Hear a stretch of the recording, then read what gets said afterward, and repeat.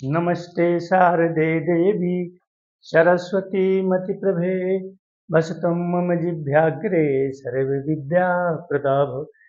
मेरे प्यारे सूरदास के पद, जो कि सूरदास के पद, इसके पहले मैंने एक वीडियो आपको अपलोड कर दिया है।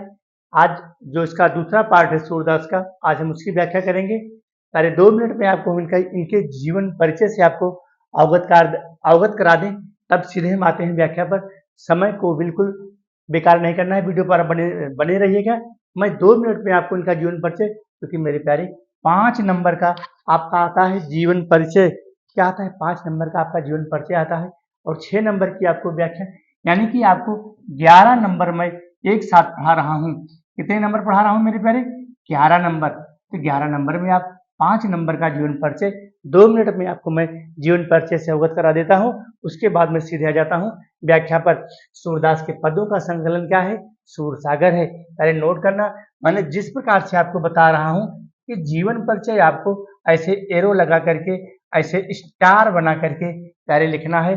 अब जो जीवन परिचय अब तक आप लिखते चले आए हैं, उससे थोड़ा सा अलग हटके लिखना सीखो, क्योंकि अब कंपटीशन का जमाना है मेरे प्यारे। अब शिक्षक को नंबर देने में डर भी नहीं लगता है। पहले क्या होता था, 75 के ऊपर देते थे तो दोबारा काफी चेक कर रीचेक होता था। अब ऐसी चीजें नहीं है। अब आपको 97, 98, 96, 95 अंक शिक्षक आराम से दे देगा। लेकिन जो मैं चीजें बता रहा हूँ, इस तरीके से आपको अपना जीवन परिचय, अर्थात तुलसीदास या सॉरी सूरदास का जीवन परिचय इस प्रकार से आपको लिखना होगा। सूरदास के पदों का संकलन क्या है? सूर सागर है। ध्यान दीजिएगा, मैंने आपको वीडियो अपलोड किया है, सूरदास के पदों का संकलन सूर सागर है। अरे ऐसे एरो बनाइएगा अपनी कॉपी पर, और या तो फिर आप स्टार बनाइएगा, जो भी आपको अच्छा लगे। और इस प्रकार से आप अपनी उत्तर पुस्तिका में इसको दर्शाना है। अगर आप दर्शाने में सफल हो जाते हैं तो निश्चित ही आपको अच्छे अंक मिलेंगे। चलो देखते हैं, मैं इसमें से कुछ पॉइंट आपको बता देता हूँ। सूरदास के पदों का संकलन क्या है? सूर सागर है। और सूरदास भक्ति और वात्सल्य के श्रृंगार माने जाते हैं। सूरदास भक्ति और वात्सल्य के सम्राट माने जाते हैं। पहले नोट करना, मैंने आपको 2 पॉइंट बता दिया। कौन कौन?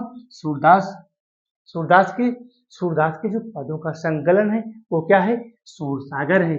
मेरे प्यारे क्या है? सूर सागर। ठीक है, ऐसे आप लिखोगे कि सूरदास के पदों का संकलन सूर सागर है। अरे जन्म मृत्यु तो लिख ही दोगे। जन्म के समय में भी इनके मतभेद है। कुछ विद्वान इनका जन्म मथुरा, आगरा से मथुरा जाने वाली सड़क के पास मानते हैं। कुछ विद्वान इनका जो जन्म है वो दिल्ली के निकट से ही मानते हैं। 1478 के आसपास इनका जन्म हुआ था। तो जन्म मृत्यु तो आप लिख दोगे, आपको इसमें आना है ना, साहित्यिक, इसमें साहित्यिक परिचय में आना है। इनका इनका जीवन में क्या योगदान है, इन्होंने साहित्य को क्या दिया। तो सूरदास के पदों का संकलन सूरसागर है। और उसके बाद सूरदास भक्ति और वात्सल्य के सम्राट माने जाते हैं। भक्ति और वात्सल्य, वात्सल्य वात्सल्य क्या है? माता पुत्र का प्रेम है प्यारे प्यारे, ये वात्सल्य रस है। ये क्या है? ये वात्सल्य रस है। ठीक है, इस प्रकार से आपको लिखना है। क्या लिखना है? ये वात्सल्य रस है। जिस प्रकार से एक माता अपने पुत्र को, उसके पास वो धूल से सना हुआ रहता है, फिर भी अपनी गोदी में उठा लेती है मेरे प्यारे, वही वात्सल्य है। तो सूरदास भक्ति और वात्सल्य के सम्राट माने जाते हैं मेरे प्यारे। और यह 84 वैष्णव वार्ता के अनुसार, ठीक है, 84 वैष्णव वार्ता के अनुसार ये कहाँ रहते थे? ये 84 वैष्णव वार्ता के अनुसार यह आगरा और मथुरा के बीच में रहते थे। कौन? सूरदास।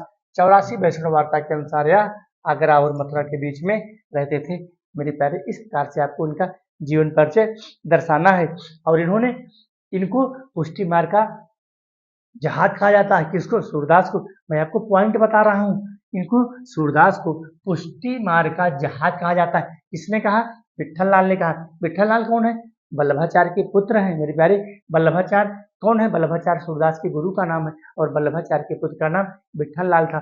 4 शिष्य विठल लाल के, 4 शिष्य वल्लभाचार्य के, यही 8 शिष्य मिलकर के अष्ट छाप की स्थापना हुई। ठीक है, किसकी स्थापना हुई प्यारे? अष्ट छाप की स्थापना हुई। और कब हुई थी इसका? 1565 में हुई थी मेरे प्यारे। ना तो आपकी ये बुकों में चीजें मिलेंगी, ना आपका क्वेश्चन बैंक बताएगा, ना आपके बालाजी प्रकाशन बताएंगे। मैं जो चीजें आपको बता रहा हूँ, तुलसीदास को अष्ट छाप का जहाज कहा जाता है। तुलसीदास की जो पुष्ट मार्गीय भक्ति है वह मेरुदंड है। और सूर का जो, सॉरी, वो जो सूर का जो भ्रमर गीत है, प्यारे जो सूर का भ्रमर गीत है वह बिल्कुल वियोग श्रृंगार का अच्छा उदाहरण प्रस्तुत करता है। इस प्रकार सूरदास, मेरे प्यारे सूरदास अष्टछाप के कवि कहे जाते हैं और अष्टछाप की स्थापना 1565 में हुई थी। वल्लभाचार्य क्या है, सूरदास के गुरु हैं। वल्लभाचार्य के पुत्र का नाम विट्ठल लाल था। चार शिष्य विट्ठल लाल के, चार शिष्य विट्ठल नाथ के कौन, छीत स्वामी, गोविंद स्वामी, चतुर्भुज दास और नंददास। चार इनके हो गए, चार हो गए विट्ठल लाल के और चार शिष्य हो गए वल्लभाचार्य के। वल्लभाचार्य के कौन हो गए, सूरदास, कृष्णदास, परमानंद दास और सूरदास, कृष्णदास, परमानंद दास और कुम्भन दास। यानी तो चार इनके हो गए, चार इनके, यही मिलकर के 8 कवि बनते हैं। इसी को कहते हैं अष्टछाप, इसी को कहते हैं अष्टछाप। ये अष्टछाप है। अष्टछाप के कवि कौन माने जाते हैं, सूरदास। और इसकी स्थापना कब हुई थी, 1565 में। इस प्रकार से करें, आपको अपनी उत्तर पुस्तिका में अगर दर्शाने में सफल हो जाते हैं तो फिर आपको, चूंकि 2024 की परीक्षा में मेरे द्वारा पढ़ाए हुए बच्चे 96 और 97 अंक हिंदी विषय में प्राप्त किए हैं, मैं उसी प्रकार से आपको पढ़ा रहा हूँ। और इनकी भाषा क्या है, ठेठ ब्रजी है। सूरदास की भाषा क्या है, ठेठ ब्रजी है। इस प्रकार से, और इन्होंने अपने साहित्य में जिस प्रकार से सूर की बाल भगवान कृष्ण की बाल लीला का सुंदर और मनोरम वर्णन किया है, आज तक ऐसा देखने को नहीं मिलता है। प्यारे, अब हम सीधे आते हैं कहाँ पर, व्याख्या पर। कहाँ पर, यहाँ से। इसके पहले मैंने आपको पढ़ाया है सखी री मुरली लीजे चोर। तो क्योंकि भगवान कृष्ण का जन्म, भगवान कृष्ण की जो माता है देवकी है मेरे प्यारे। भगवान कृष्ण की माता कौन है, देवकी है। और जो यशोदा माता है वो धाय माँ है। क्योंकि जो जन्म हुआ था भगवान कृष्ण का वो देवकी से हुआ था। तो कंस के डर से बचाने के लिए वसुदेव ने उनको, भगवान कृष्ण को ले जा करके वहां डाल दिया था। कहाँ, गोकुल में डाल दिया था। ब्रज, ब्रज लेके चले गए थे और वहां से दूसरी एक पुत्री को लेकर के, क्योंकि वहां उसका जन्म हुआ था, ला करके उसको यहाँ पर रखा। जैसे ही कंस 8वें पुत्र के रूप में भगवान कृष्ण को पटकना चाहा, वह लड़की यहाँ से छूट गई और आकाशवाणी हुई कि अय दुष्ट, आपका जो 8वां काल है वो जन्म, उसका जन्म हो चुका है। तो आते हैं हम यहाँ पर, सखी री मुरली लीजे चोर। सखियां आपस में विचार विमर्श करती हैं। पहले क्या करती हैं, सखी, एक सखी दूसरे सखी से कहते हैं कि ए सखी, आओ भगवान कृष्ण की मुरलिया को चुरा लिया जाए, क्योंकि ये अपनी मुरलिया को हर समय लिए रहते हैं। ठीक है, तो वही यहाँ पर लिखा है। कौन, सूरदास लिखते हैं, क्या लिखते हैं कि सखी री मुरली लीजे चोर, ए सखी भगवान कृष्ण की मुरली को आवाज चुरा लिया जाए। जिन गोपाल कीन्हे अपने बस, गोपाल माने होता है भगवान कृष्ण, मेरे प्यारे धन्य, गोपाल माने होता है भगवान कृष्ण। जिन गोपाल कीन्हे अपने बस, जिस मुरली ने भगवान कृष्ण को अपने वश में कर लिया। मेरे प्यारे, लाइन पर बने रहेगा, वीडियो को स्किप मत करेगा। मैं इस प्रकार से व्याख्या को समझा दूंगा कि जो आप ऑफलाइन पढ़ते हो अपने विद्यालय में, उस प्रकार से टीचर भी आपको नहीं पढ़ा पाएंगे। मैं जिस प्रकार से सरल शब्दों में, सही और स्पष्ट अर्थों में आपको बताने का प्रयास करूंगा। जिन गोपाल कीन्हे अपने बस, जिन गोपाल अर्थात गोपाल माने भगवान कृष्ण, जिस मुरली ने भगवान कृष्ण को अपने वश में कर लिया है। प्रीत सबन की तोड़, अर्थात सभी प्रीत को तोड़ करके इस मुरली ने भगवान कृष्ण को अपने बस में कर लिया है। ठीक है, छिन एक भीतर, ध्यान देना मेरे पर, छिन एक घर भीतर निशिवासर, निश माने होता है रात्रि, वासर माने होता है दिन, निश माने रात्रि। जो भी कठिन शब्द है मैं इसको लिख दूंगा, आप इसको नोट भी कर लीजिएगा। निश माने होता है रात्रि, निश माने होता है रात्रि, और वासर माने होता है दिन, वासर माने दिन। ठीक है, जो भी पेंसिल हाथ में लिए रखिए, जो भी कठिन शब्द हमको मिलेंगे मैं इसको नोट कर दूंगा। निशिवासर धरत न कबहू छोड़, अर्थात छिन एक घर भी, एक पल के लिए भी, एक सेकंड के लिए भी भगवान कृष्ण रात और दिन, निशिवासर रात और दिन, धरत न कबहू, कभी भी अपनी मुरलिया को एक पल के लिए, एक क्षण के लिए वो कहीं रखते ही नहीं। कौन, भगवान कृष्ण। यहाँ पर एक सखियां कह रही हैं, ये सखी आओ भगवान कृष्ण की मुरली को चुरा लिया जाए। सखियां आपस में बातें करती हैं, ऐ सखी आओ भगवान कृष्ण की मुरली को चुरा लिया जाए। क्योंकि जिन गोपाल कीन्हे अपने बस, जिस मुरलिया ने, जिस मुरली ने भगवान कृष्ण को अपने बस में कर लिया है। गोपाल माने होता है भगवान कृष्ण, जिस मुरली ने भगवान कृष्ण को अपने बस में कर लिया है और सारी प्रीति को तोड़ दिया है, क्योंकि प्रीत सबन की तोड़, हम सभी की प्रीति को, हम सभी के प्रेम को, क्योंकि हम सभी गोपिकाएं भी तो भगवान कृष्ण से प्रेम करती हैं। तो इस मुरली ने क्या किया है, हम सब हम सबके प्रेम को तोड़ करके उस मुरलिया ने भगवान कृष्ण को अपने बस में कर लिया है। तो ऐसा ही और इस मुरलिये को चुरा लिया जाए, क्या धन्य हो सूरदास, कितना सुंदर वर्णन किया है मेरे प्यारे। प्रीत सबन की तोड़, क्योंकि हम सबकी प्रीति को, हम सभी गोपिकाओं की प्रीति को, हम सभी गोपिकाओं के प्रेम को इस मुरली ने तोड़ करके अपने बस में कर लिया है। तो ऐसे ही आओ इस मुरलिये को चुरा लिया जाए, धन्य हो। तो छिन एक घर भीतर, एक छिन के लिए, एक पल के लिए भी निशिवासक, रात और दिन धरत न कबहू छोड़, भगवान कृष्ण इस मुरली को कहीं रखते ही नहीं है। इस यह मुरलिया ने भगवान कृष्ण को अपने वश में कर लिया है। अगला है कबहू न, कबहू कर, कबहू अधरन, कबहू कर, किसी समय अपने हाथों में ले रहते हैं। जैसे देखो पहले मैं कलम को लिए हूँ, जरूरत पड़ी यहाँ पर लिख दिया।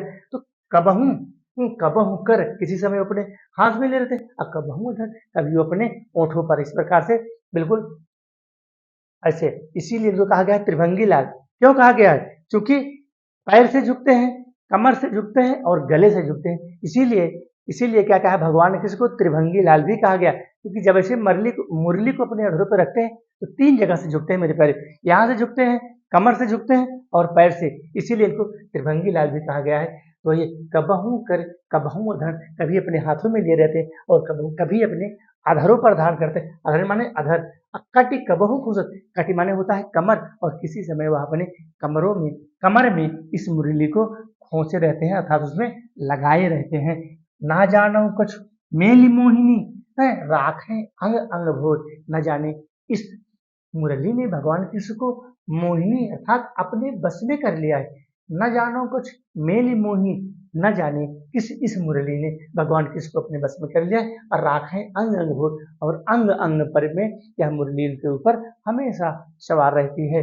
अगला है सूरदास प्रभु को मन सजनी है, बंधे रात की डोर। सूरदास जी कहते हैं कि ये जो हमारे प्रभु हैं, ठीक है, हमारे जो प्रभु हैं, बंधो रात की डोर, अर्थात हम सभी गोपिकाएं भगवान के प्रेम में इस प्रकार से बंधी हुई हैं, अब इसको भुलाया नहीं जा सकता है। प्रभु को मन सजनी, अर्थात गोपिकाएं कहती हैं कि ऐ सजनी, ऐ सखियां, हम सभी बंधो रात की डोर, हम सभी प्रेम की डोर में, एक दूसरे के प्रेम की डोर में बंधे हुए हैं। मेरे प्यारे, हमें उम्मीद होगी कि आपको निश्चित ही सूरदास का यह पद निश्चित ही समझ में आया होगा। आगे हम चलते हैं।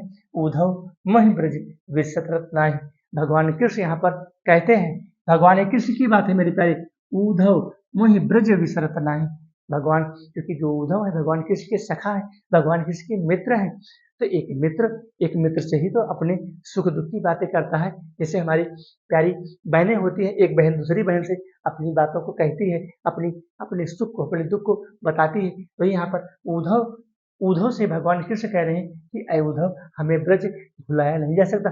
भाई क्यों भुलाया जाए, जन्म तो यहाँ हुआ था, ठीक है, जन्म तो मथुरा में हुआ, लेकिन पूरा उनका लालन पालन पोषण यशोदा माता ने किया, नंद बाबा ने किया है, पूरा कम से कम 10-12 साल तक वहां रहे, ठीक है, ब्रज में, तो कैसे उनको भुलाया जाए। इसलिए उनको बचपन की यादें आ रही हैं, तो उद्धव से कह रहे हैं कि अय उद्धव, उद्धव मोहि ब्रज विसरत नाही, अय उद्धव, हमें ब्रज एक पल के लिए, एक क्षण के लिए भुलाया नहीं जाता। क्यों, वृंदावन गोकुल बनोकुल, जो वृंदावन के गोकुल हैं, ठीक है, गोकुल उसका नाम है, जहाँ भगवान खेल के खा करके बड़े हुए थे।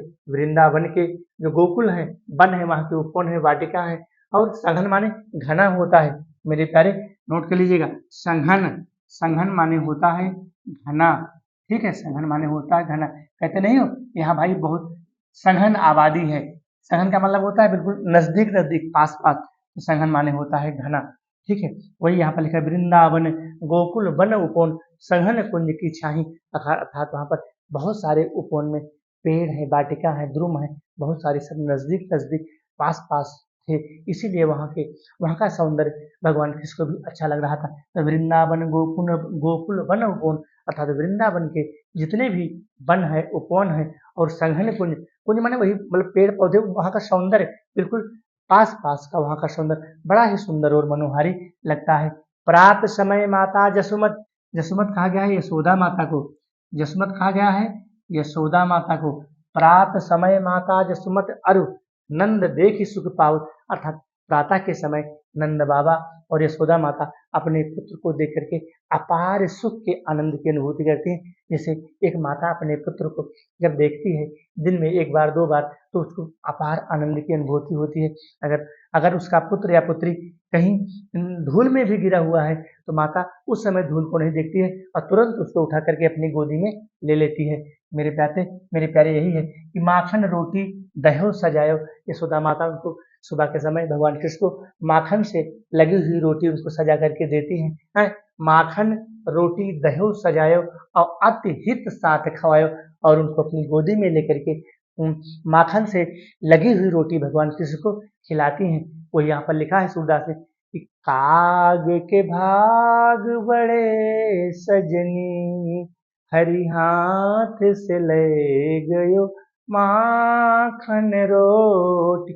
अरे उस कौवे की बहुत बड़ी भाग्य थी जो वहां पर छप्पर पर बैठा हुआ था और भगवान कृष्ण मक्खन से लगी हुई रोटी खा रहे थे और कौवा देख रहा था और तुरंत नीचे आया और भगवान कृष्ण के हाथों से माखन रोटी को छीन करके लेकर के चला गया। वही तो लिखा सूरदास कि काग के भाग बड़े सजनी, हरि हाथ, अर्थात भगवान के हाथों से, हरि माने भगवान, अर्थात भगवान के हाथों से उस मक्खन रोटी को लेकर के चला गया। वही है यहाँ पर मेरे प्यारे, तो मेरे हमको बिल्कुल उम्मीद होगी अगर मेरे प्यारे मेरी व्याख्या ना समझ में आए तो हमको कमेंट के माध्यम से जरूर बताना। मैं आपको यह हिंदी 2 से 3 बार पढ़ाऊंगा, 4 बार पढ़ाऊंगा, लेकिन व्याख्या आपको समझ में आनी चाहिए। अगला है माखन रोटी दह्यो सजा, अर्थात माखन रोटी यशोदा माता सुबह के समय सजा करके अति हित साथ और उनको अपनी गोदी में लेकर के ऐसे उनको खिलाती हैं, भगवान कृष्ण को खिलाती हैं। और क्या है गोपी ग्वाल बाल संग खेलत, और भगवान कृष्ण जब छोटे थे तो गोपियों के साथ और ग्वाल बालों के साथ खेलते भी थे, क्योंकि जो छोटे बच्चे होते हैं वो खेलने भी जाते हैं, एक दूसरे से खेलते हैं, मारपीट भी करते हैं, लुका लुकी का खेल भी खेलते हैं। और सब दिन हंसत सिरात, अर्थात ऐसे हंसते गाते हुए पूरा दिन भगवान कृष्ण का बीत जाता था। कहाँ बीत जाता था? गोकुल में, ब्रज में। सूरदास धन धन, धन धन माने होता है धन्य, धनी धनी, धन धन माने होता है धन्य। कहते नहीं भाई हमारा भाग्य धन्य हो गया, धन धन माने होता है धन्य, धन्य धन्य भाग्य हमारा सूरदास धन धन ब्रजवासी।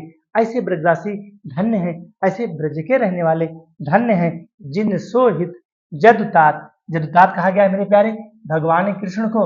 जदुतात यहाँ नोट कर लेना, पेंसिल लिए रहो और इसको नोट कर लो। जदुतात, जदुतात किसको कहा गया है? भगवान कृष्ण को कहा गया है, इसको भी नोट कर लीजिएगा।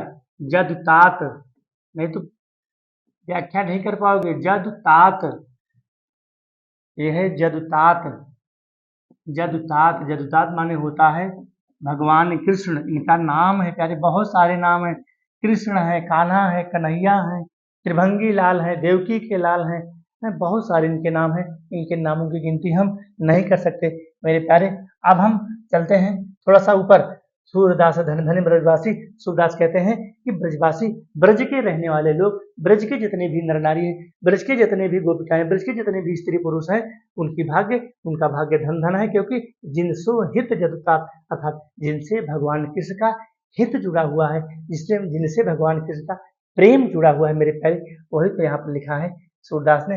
धन्य हो सूरदास, ऐसे सूरदास हमारे निश्चित ही प्रेरणा के स्रोत है। इस सूरदास के पद, हम आपको सूरदास के पद की व्याख्या प्यारे बता रहे हैं। अब हम चलते हैं थोड़ा सा ऊपर, इसको कर देते हैं ताकि हमको भी दिखाई पड़े और आपको भी पढ़ाने में अच्छा लगे मेरे प्यारे। अब हम आते हैं थोड़ा सा ऊपर आते हैं, बस इतना ही बचा है, ठीक है। 1 2 3, बस 3 और बचे हैं। अभी इसको हम पूरा कर देते हैं, बस 2 मिनट का समय प्यारे और लगेगा, 2 मिनट में हम इसको हम पूरा कर देते हैं। बिल्कुल आप वीडियो पर बने रहिएगा। अगला है उद्धव मन न भय 10 20। उद्धव आ गए हैं कहाँ? ब्रज में आ गए हैं। उद्धव कहाँ आ गए हैं? ब्रज में आ गए हैं। ब्रज में आ गए हैं तो कहते हैं कि अय उद्धव, मेरे पास गोपिकाएं कहती हैं कि अय उद्धव मेरे पास कोई 10 20 मन नहीं है। अय उद्धव मन न भय 10 20, अरे उद्धव, मेरे पास कोई 10-20 मन नहीं है, एक हो तो सो गए हो श्याम संग। मेरे पास एक ही मन था और वह भी भगवान कृष्ण के साथ मथुरा चला गया है भैया, जाओ अपना ढूंढो। एक हो तो सो गए हो श्याम संग, हो और राधे ईस। अर्थात मेरे पास एक ही मन था, मेरे पास एक ही मन था और वह भी भगवान कृष्ण के साथ मथुरा चला गया है। इंद्री शिथिल भई बिनु केशव। केशव, केशव किसको कहा गया? भगवान कृष्ण को। अब देखो यहाँ केशव भी आ गया है, केशव, इनका नाम केशव भी है। केशव किसका नाम है? ये भगवान कृष्ण का नाम है, केशव हो गया, ठीक है। और उधर जदुतात था, कृष्ण था कर्ण। इंद्री शिथिल भई बिनु केशव, अर्थात हम सभी की इंद्रियां, इंद्रियों का मतलब है जो हमारी आंखें हैं, जो हमारी शरीरें हैं, पूरी तरह से भगवान कृष्ण के अभाव में शिथिल हो गए। शिथिल का मतलब होता है क्षीण हो जाए, यहाँ पर ताकत कम हो जाती है। इंद्री शिथिल भई बिनु केशव, अर्थात जो हमारी इंद्रियां हैं केशव के अभाव में, कृष्ण के अभाव में, कान्हा के अभाव में कुछ शिथिल हो गई हैं। ज्यों देही बिनु शीश, देही माने होता है शरीर, देही माने होता है मेरे प्यारे शरीर, देही माने होता है शरीर, ठीक है। ज्यों देही अर्थात यह शरीर जो है, या ज्यों देही बिनु शीश, अर्थात यह शरीर बिना सिर के हो गया है। जिस प्रकार से इस सर को इस शरीर से पहले अलग कर दिया जाए तो फिर इस शरीर का कोई अस्तित्व तो नहीं रहेगा। वही यहाँ पर लिखा है तुलसीदास सूरदास ने कि ज्यों देही बिनु शीश, जिस प्रकार से अगर शरीर से धड़ को, गले को अलग कर दिया जाए तो उसका कोई अस्तित्व नहीं रहता है, ठीक है। उसी प्रकार से इंद्रिय शिथिल भयेगी बिनु केशव, अर्थात भगवान कृष्ण के अभाव में, भगवान कान्हा के अभाव में हमारी सारी इंद्रियां, हमारी सारी ताकत, हमारी शरीर की सारी ऊर्जा क्या है, सब शिथिल हो गई है। आशा लागी रहत तन श्वासा, अभी भी आशा लगी हुई है। क्या आशा लगी है? कि भगवान कृष्ण आएंगे। आशा लागी रहत तन श्वासा, अभी भी आशा लगी हुई है कि भगवान कृष्ण आएंगे, ठीक है। आशा लागी रहत तन श्वासा जीवन कोटि बरिस, हम सभी भगवान कृष्ण के अभाव, भगवान कृष्ण के आशा में करोड़ों वर्ष तक जीवित रहेंगे मेरे प्यारे। और यहाँ पर लिखा है कि आशा लागी रहत सन श्वासा, अर्थात इस शरीर को अभी भी आशा लगी हुई है कि भगवान कृष्ण, मतलब तन श्वासा, शरीर में सांसें चल रही हैं और आशा लगी है। क्या लगी है? कि जीवन कोटि बरिस, हम सभी उनकी आशा में करोड़ों वर्षों तक जीवित रहेंगे कि जैसे भी भगवान कृष्ण मथुरा से लौट करके ब्रज आएंगे या फिर गोकुल आएंगे। अगला है, तुम तो सखा श्याम सुंदर के। अरे उद्धव, आप तो भगवान कृष्ण के सखा है, आप तो भगवान कृष्ण के मित्र हैं, तुम तो सखा। श्याम, श्याम सुंदर भी कहा गया है। देखो मेरे प्यारे, यहाँ पर क्या नाम आ गया? श्याम सुंदर, इनका नाम श्याम सुंदर है। श्याम का मतलब होता है सांवला, ठीक है। श्याम का मतलब होता है, इनका नाम सांवला भी है। श्याम का मतलब होता है सांवले, कहते नहीं भाई सांवले रंग का है, हाँ, या लड़का सांवले रंग का है या लड़की सांवले रंग की है। इनका नाम श्याम सुंदर भी है और इनको सांवले भी कहा जाता है। तुम तो सखा श्याम सुंदर के। अरे उद्धव, आप तो भगवान कृष्ण के सखा है, मित्र। सकल जो के इस, सकल माने होता है तेरे संपूर्ण, ऐसे इसको नोट करना अर्थ को। सकल माने होता है संपूर्ण, ठीक है। तुम तो संपूर्ण सखा, सकल माने होता है संपूर्ण, सकल जोग के इस, अर्थात तुम तो संपूर्ण संसार के स्वामी हो। गोपिकाएं कहती हैं कि अरे उद्धव, तुम तो भगवान कृष्ण के सखा हो, तुम तो भगवान कृष्ण के मित्र हो और सकल जोग के इस, और तुम पूरे संसार के क्या हो? स्वामी हो। सूर हमारे नंद नंदन बिन, सूरदास कहते हैं, क्या कहते हैं? कि सूर हमारे नंद नंदन बिन और नहीं जगदीश, अर्थात सूरदास जी कहते हैं नंद नंदन के अलावा, भगवान कृष्ण के अलावा और मेरे पास कोई नहीं है। इस प्रकार से मेरे प्यारे, यह हमारा जो पद है या जो हमारा सूरदास का पद है पूरा होता है। अब हम आते हैं अगले पद पर, ठीक है। अगले पद, हाँ, अगला पद हमारा क्या है? ऊधो जाहि, ऊधो जाहि तुम्हें हम जाने। अब उद्धव जी उनको समझा रहे हैं गोपिकाओं को। गोपिकाएं कहती हैं कि उद्धव आप यहाँ से भाई निकल लो, आप यहाँ से खिसक लो। ऊधो जाऊं तुम्हें हम जाने। अरे उद्धव, मैं तुमको जान गई। क्या जान गई? श्याम तुम्हें यहाँ को नहीं पठे हो। भगवान, इनका नाम देखो यहाँ श्याम भी आ गया, तो भी बता रहे थे इनका नाम श्याम भी है। श्याम माने भगवान कृष्ण होता है। श्याम भगवान कृष्ण ने, भगवान कान्हा ने, भगवान कृष्ण ने तुमको यहाँ पर भेजा ही नहीं है। श्याम तुम्हें यहाँ को नहीं पठे हो, भगवान कृष्ण ने आपको नहीं भेजा है। और तुम क्या हो? बीच में रास्ते भूल गए हो। तुम हो बीच भुलाने, और तुम रास्ते में, तुम बीच रास्ते में अपना रास्ता भूल गए हो। उद्धव जाओ तुम्हें हम जाने। अरे उद्धव, आप यहाँ से जाओ, हम तुमको जान गई, हम तुमको समझ गई, क्योंकि भगवान कृष्ण ने तुमको यहाँ नहीं भेजा है और तुम बीच में रास्ता भूल गए हो, ठीक है। ब्रज नारन सब जोग कहत हो, जो ब्रज की नारियां हैं, जो ब्रज के स्त्री पुरुष नर नारी हैं, ब्रज माने ब्रजवासी, जो ब्रज के नारियां हैं और ब्रज के जो लोग हैं, ब्रज नारन सौ जोग कहत हो, अब बात कहत न ल जानो। जिस योग की साधना को आप कहते हैं, योग का मतलब होता है मेरे प्यारे, योग का मतलब होता है योग साधना, योग का मतलब होता है योग साधना, योग का मतलब होता है, इसको समझो बात को प्यारे। इस प्रकार से कोई आपको समझाएगा नहीं, उसी में अर्थ को, व्याख्या को लपेटते चले जाएंगे, लेकिन आपको कोई नहीं समझाएगा प्यारे, यहाँ समय लगेगा। ये शॉर्ट वीडियो नहीं है, इस वीडियो ये व्याख्या है। योग माने होता है योग साधना। योग साधना क्या है? जो हम ऐसे प्यारे आंख को बंद करके ऐसे सांस को खींचते, उसको कहते हैं योग साधना। तो कहने का मतलब यह है कि बात कहत ब्रज नारन सो जोग कहत हो, हम सभी ब्रजवासियों को जिस योग साधना की बात आप कह रहे हैं, बात को समझना मेरे प्यारे, ब्रज नारन सब जोग कहत हो, हम सभी ब्रजवासियों को, हम सभी ब्रजबालाओं को जिस योग साधना की बात को आप करने के लिए कह रहे हो, बात कहत न ल जाने। आपको यह बात कहते हुए लज्जा नहीं आती? गोपिकाएं कहती हैं कि जिस ब्रज की नारियों को, अर्थात हम सभी गोपिकाओं को जिस योग साधना की, योग साधना का मतलब होता है निराकार ब्रह्म की उपासना। और क्योंकि गोपिकाएं तो भगवान कृष्ण को साकार रूप में चाहती थी ना, जैसे एक पति पत्नी होते हैं, माता पिता होते हैं, भाई बहन होते हैं, लेकिन यहाँ पर उद्धव उनको योग साधना की बात को समझाने के लिए ब्रज नारन सब जोग कहत हूँ, अर्थात सभी ब्रज नारियों को, सभी ब्रज की गोपिकाओं को जिस आप योग साधना की बात को कहने के लिए, योग साधना की बात करने के लिए आप कह रहे हो, बात कहत न ल जाने। क्या इस बात को कहते हुए आपको लज्जा नहीं आती है? लजाने माने लज्जा, लजाने माने होता है लज्जा। क्या आपको यह कहते हुए लज्जा नहीं आती है? बड़े लोग न विवेक तुम्हारे, ऐसे भय अयाने। अयाने, अयाने क्या है? अयाने माने होता है आ उपसर्ग है। आ क्या है? उपसर्ग है। अरे मिटो भाई, जल्दी से, इतना समय ना लगाओ मेरे भाई, तुम तो बहुत समय लगा देते हो। क्या है? अयाने, आयाने, आयाने। अरे एक एक चीजें तोड़ के, आ क्या है? हमारा उपसर्ग है। आ क्या है? हमारा ये उपसर्ग है। आयाने, हमको कुछ नहीं आता, हमको कुछ नहीं आता, कुछ नहीं आता, कुछ नहीं आता, इसका अर्थ यह हुआ। और इसको सरल रूप में हम करेंगे तो क्या हो जाएगा? अज्ञानी। क्या हो जाएगा? अज्ञानी हो जाएगा। आ हमारा उपसर्ग है, आयाने हमको कुछ आता नहीं है, अर्थात अज्ञानी हो गया। किसका? आयाने का। बड़े लोग न विवेक तुम्हारे, तुम बड़े लोग हो।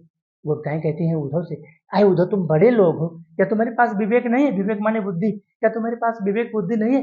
ऐसे भय आयाने, ऐसे तुम यहाँ पर अज्ञानी बने हो, तुम बड़े लोग हो, तुम्हारे पास बुद्धि है, फिर भी तुम अज्ञानी बने हुए हो।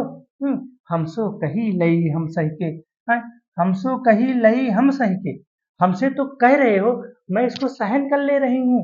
हमसो कही लई हम सही के, सही का मतलब जिस आप योग साधना की बात को कह रहे हो, हम लोग तो सह ले रहे हैं, जिए गुण ले हूँ सयाने, लेकिन और किसी से इस बात को करने के लिए मत कहना। धन्य हो सूरदास, कितना सुंदर वर्णन किया है मेरे प्यारे।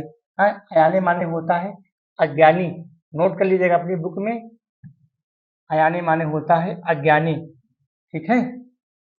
कहा अबला कहाँ दशा दिगंबर, कहा मैं इतनी अबलाएं, अबला जीवन है तुम्हारी, यही कहानी जो मती संस्कृत ने लिखा। कहा अबला कहाँ दशा दिगंबर, अब मस्ट करो पहचाने। है मस्ट करने का मतलब होता है नष्ट कर देना। है मस्ट करो, मस्ट करो का, मस्ट करो का, अर्थात कहा अबला कहाँ दशा दिगंबर, कहाँ हम सभी अबलाएं हैं, मस्ट करो पहचाने, अर्थात क्या तुम आप हमको नष्ट करने के लिए आए हो? और साच कहूँ तुमको अपने से, मैं सच सच कहती हूँ, मैं आपको सही बता रही हूँ, साच कहूँ तुमको अपने से, बूझती बातें जाने, तुम बीच में ही बात को भूल गए हो। साच कहूँ तुमको अपने सौ, अर्थात तुमको हमारी कसम है, सौ माने कसम, अब बूझती बात न जाने, तुम बात को समझ नहीं पा रहे हो। हाँ सूर्य श्याम जब तुम्हें पठायो, तब नए क्यों मुस्काने।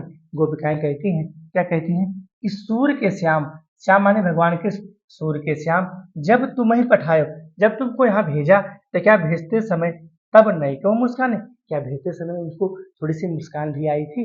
गोपिकाएं उधर से पूछती हैं कि सूर्य श्याम जब तुम ही पठायो, आज जब भगवान सूर्य तुमको यहाँ भेजा था तो क्या भेजते समय थोड़ा सा मुस्कुराए थे। ठीक है, आता नीचे हम आते हैं, निर्गुण कौन देश के वासी, निर्गुण अर्थात निराकार पर ब्रह्म परमेश्वर, जिसका कोई आकार न हो, है जिसका जिसका कोई, इस प्रकार से समझना मेरे प्यारे, जिसका कोई आकार न हो, जिसका कोई आकार न हो, उसी को कहा गया है निर्गुण। निर्गुण कौन देश के वासी, अर्थात वह निराकार ब्रह्म परमेश्वर कौन है, उसका देश कहाँ है, उसका रूप क्या है। निर्गुण कौन देश कौ वासी, अर्थात उस निराकार पर ब्रह्म प्रभु की सत्ता क्या है और वो कहाँ है। मधुकर कहीं समझाए सौंदे, मधुकर कहीं समझाए सौंदे, अर्थात जिन मधुकर को, अर्थात मधुकर कहीं समझाई सौंदे, अर्थात तो अपनी कसम दे करके कहती हैं कि बूझत साँच न हासी, क्या तुमको बूझते समय समझते समय उस समय हंसी नहीं आ रही है। जिस है को है जनक, अर्थात इनके जनक कौन है, ठीक है, को है जननी, कौन है इनके पिता, कौन है इनकी माता, किसके, ये जो निराकार है, जो निर्गुण है, इनके कौन जनक है, कौन माता है, कौन पिता है, कौन इनकी नारी है, कौन इनकी पत्नी है, और इनका दासी कौन है, और कैसे वर्ण, इनका रूप कैसा है, इनका वर्ण क्या है, इनका भेष क्या है, कैसो कि रस मैं अभिलाषी, मैं किस रस की अभिलाषा करूँ। गोपाल कहते हैं कि मैं किस रस को प्राप्त करने की अभिलाषा करूँ। अपावे गौ पुण्य क्यों आपनो जौर करोगे घासी, घासी माने होता है नष्ट हो जाना, घासी माने होता है नष्ट हो जाना, ठीक है, नष्ट हो जाना। घासी जैसे आयाने माने ज्ञानी, घासी माने नष्ट हो जाना। पाओगे पुण्य क्यों आपनो जौरे करोगे घासी, अर्थात मैं उनको पाऊंगी, अर्थात पाओगे पुण्य क्यों आपनो, क्या उनको पाने के लिए आपने कुछ कर्तव्य किया, और जौरे करोगे घासी, अर्थात मेरी सभी अभिलाषाएं, मेरी सभी आशाएं नष्ट हो चुकी हैं। असुनत मौन है रहो बावरे, अर्थात उद्धव बिल्कुल मौन होकर के अगले की तरह इन बातों को सुन रहे हैं। असुर सबय मतिनासी, सूरदास जी कहते हैं क्या आपकी सारी बुद्धि नष्ट हो गई है। गोपिकाएं कहती हैं कि अय उद्धव, मत माने बुद्धि होता है, नासी माने नष्ट हो गई है, मत माने बुद्धि, ये मति है, कहते नहीं तुम्हारी भैया मति मर गई है। मति माने होता है बुद्धि, मति माने होता है बुद्धि, मति माने बुद्धि, और नासी माने नष्ट हो गई है। नासी, नासी माने क्या है, नासी माने होता है नष्ट हो जाना, नष्ट हो जाना, मीनिंग लिख लेना पहले, नष्ट हो जाना, ठीक है, अगर मीनिंग नहीं लिखोगे तो समझ नहीं पाओगे। नष्ट हो जाना या है नासी, ठीक है, मीनिंग लिख लीजिएगा। सुनत मौन है रहो बावरे, इस प्रकार से मौन होकर के उद्धव है गोपिकाओं की बातों को सुन रहे हैं, और उनकी ऐसा लग रहा है कि उनकी सारी बुद्धि नष्ट हो गई है। मेरे प्यारे, इस प्रकार का जो हमारा सूर्य के पद हैं, एक और बाकी है, थोड़ा सा इसको हम किताब से आपको बता देते हैं प्यारे। संदेशो देवकी सो कहियो, है संदेशो देवकी सो कहियो, देवकी से मेरे संदेश को कह देना, क्या कह देना कि हाँ तो धाई तुम्हारे सुत की, है हाँ तो धाई तुम्हारे सुत की, ठीक है। यहाँ पर यशोदा माता संदेश देती है किससे, उद्धव से। संदेशो देवकी सो कहियो, उद्धव अब क्योंकि जाने वाले हैं तो उद्धव से यशोदा माता संदेश कहती है, क्या कहती है कि अय उद्धव, संदेशो देवकी, देवकी माता से मेरे संदेश को कह देना, क्या कह देना कि हाँ तो धाई तुम्हारे सिद्ध की सुत की, अर्थात मैं तो आपके पुत्र की धाय माँ थी। धाय का मतलब होता है प्यारे दूसरी माता, जिसको कहते हैं या सौतेली माता है। हाँ तो धाय, भले ही मैं आपकी धाय माँ थी, भले ही मैं कृष्ण की धाय माँ थी, लेकिन माया करती ही रही हूँ हमारे कृष्ण पर। देवकी से कह देना कि वो हमेशा माया करती रहेंगी, है। अगला है, यद्यपि टेब तुम जानते उनकी, टेब माने होता है आदत, टेब माने होता है आदत, ठीक है, टेब माने आदत होता है। यहाँ पर मैं लिख दे रहा हूं टेब, टेब, टेब माने होता है आदत, टेब माने आदत होता है। नोट कर लेना मेरे प्यारे। यद्यपि टेव तुम जानत उनकी, अर्थात तुम उनकी आदत को जानते हैं, अर्थात तुम उनकी आदत को जानते हो। यशोदा माता उद्धव से कहती है कि तुम उनकी आदत को जानते हो। क्या है? उनकी अतउ मोहि कहीं आओ, अब उनसे हमारे संदेश को कह देना। अपरात हो तो मेरे लाल लड़ाई, तो प्रातः के समय मेरे लाल अर्थात मेरे भगवान कृष्ण बिल्कुल लाल लड़ाई, तो अर्थात उनको मैं माखन रोटी भायो, अर्थात रात के समय बिल्कुल जैसे लगता था उनको मैं सुबह के समय ही, रात के समय ही उनको क्या कर देती, मैं माखन रोटी उनको उनके हाथों में दे देती थी। तेल उबटनो, और तेल और उबटन भी उनके लिए मैं बिल्कुल लेकर के तैयार थी। तेल उबटनो अरु तातो जल, और उनको तेल और उपटन लेकर के पहले मैं उनको जल से नहलाती थी, फिर उसके बाद मैं तेल और उपटन को उनके शरीर पर लगाती थी, और उसके बाद क्या करती, ताहि देख भजी जाते, तब मैं उनको बार बार देखती थी। अर्थात पहले उनको मैं भगवान कृष्ण को नहलाती थी, फिर तेल लगाती थी, है और उपटन लगाती थी, और यहाँ पर माथे पर एक दो टिक्का लगाती थी काला काला, कि हमारे कृष्ण को टोना न लगे। और फिर मैं उनको क्या करती थी, ताहि देख भजी जाते, और मैं तब उनको बार बार देखती थी, उनको निहारती थी। हैं और सोई सोई मांगत सोई सोई देती, जो जो मैं सोई सोई मांगत, जो जो हम मांगते थे भगवान के से खाने के लिए, खेलने के लिए, जो जो चीजें वो मांगते थे मैं उनको सारी चीजें उपलब्ध कराती थी।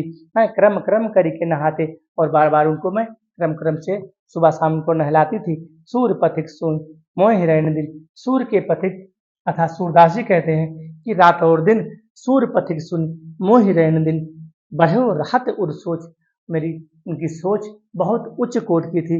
मेरो अलग लड़ाई तो मोहन होई करे संकोच, अर्थात मेरे मोहन लड़ने में भी बहुत तेज थे, और मारपीट करने भी वह संकोच नहीं करते थे। मेरे प्यारे, इस प्रकार से हमारा सूर का जो पद है समाप्त होता है। और अगर हमारा वीडियो अच्छा लगे तो लाइक करना, और अपने दोस्तों तक इसको प्यारे शेयर करना, ताकि उनको भी यह PDF निःशुल्क मिले और वह भी पढ़ें और आगे बढ़ें।